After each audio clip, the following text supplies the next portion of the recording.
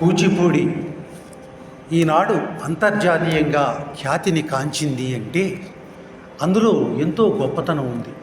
ఆ గొప్పతనాన్ని ఒక్క నిర్వచనంలో చూద్దామా? కూచిపూడి యొక్క వైభవము ఆ 4 అక్షరాలలోనే ఉంది.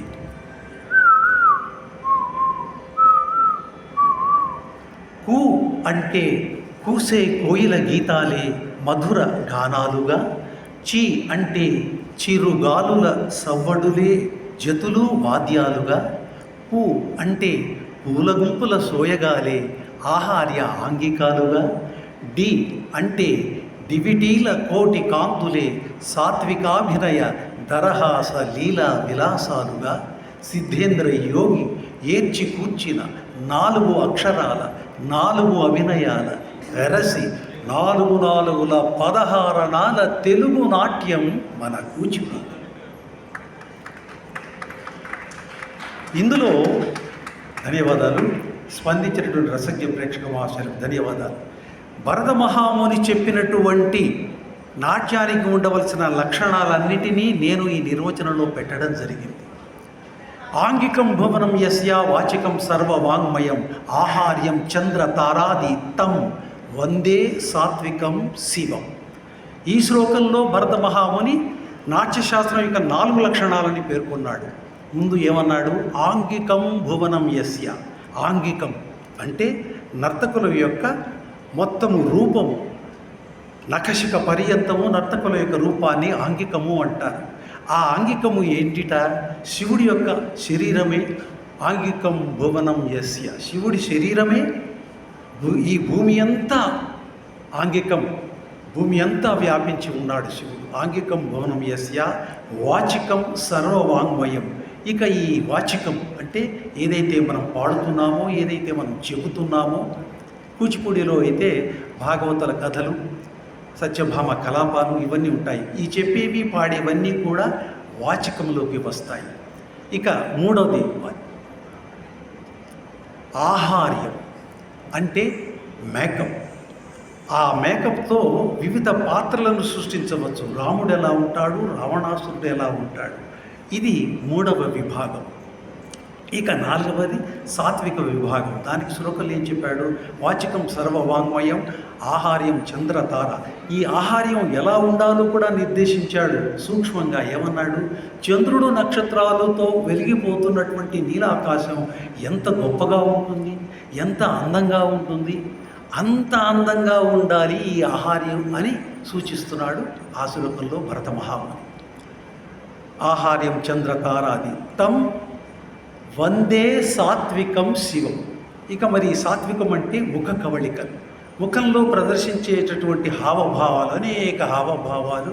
అవన్నీ కూడా ఏమిటి అంటే శివుడి యొక్క ముఖం.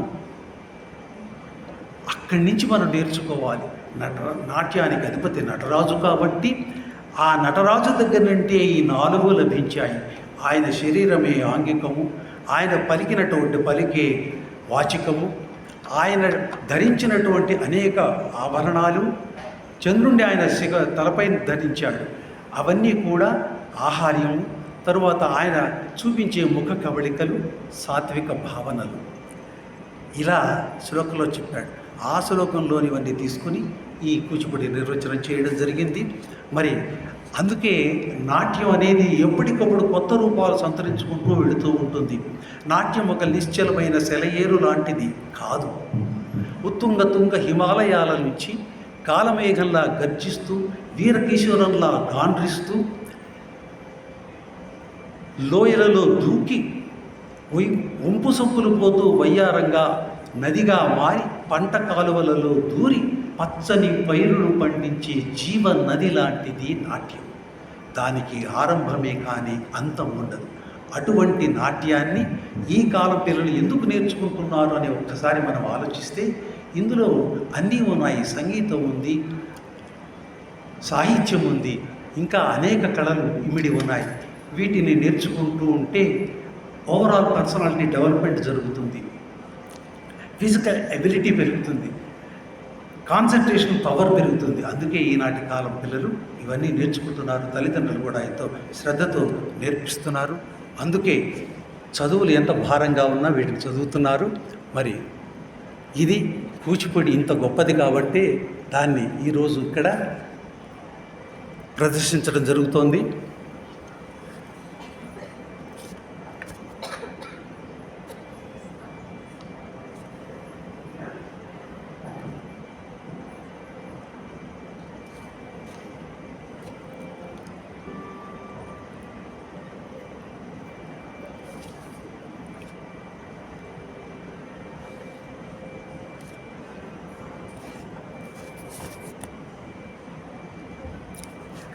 మరి తదుపరి అంశాన్ని గురించి తెలుసుకుందాం.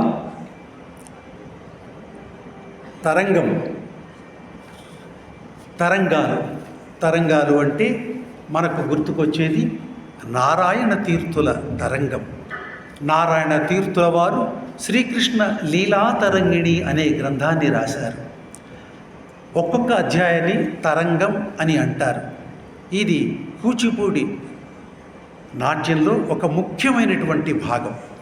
ఇందులో ఈరోజు నందనందన గోపాల నవనీత చోర గోపాల అంటూ శ్రీకృష్ణుడి యొక్క లీలా విశేషాలను వర్ణించడం జరుగుతుంది.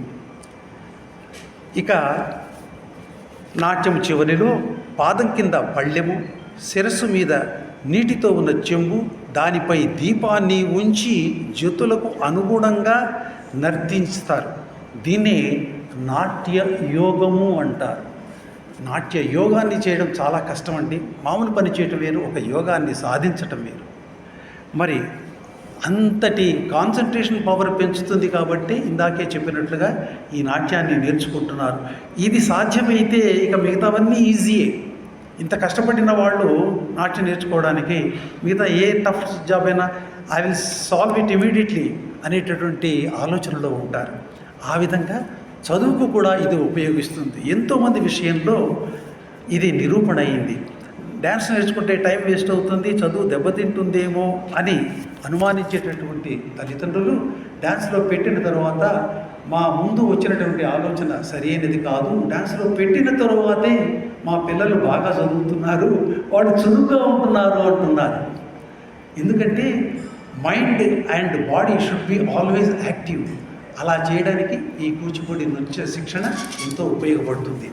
సరే, ఇక ఈ నారాయణ తీర్థుల తరంగం నిజంగా రసరమ్యంగా ఉంటుంది. అటు సంగీతపరంగా కానీ ఇటు నాట్యపరంగా కానీ ఇది కూచిపూడి నృత్యంలోనే అత్యంత ప్రధానమైనటువంటి అంశం అని చెప్పవచ్చు. మరి దాన్ని మనం కాసేపట్లో చూడబోతున్నాము.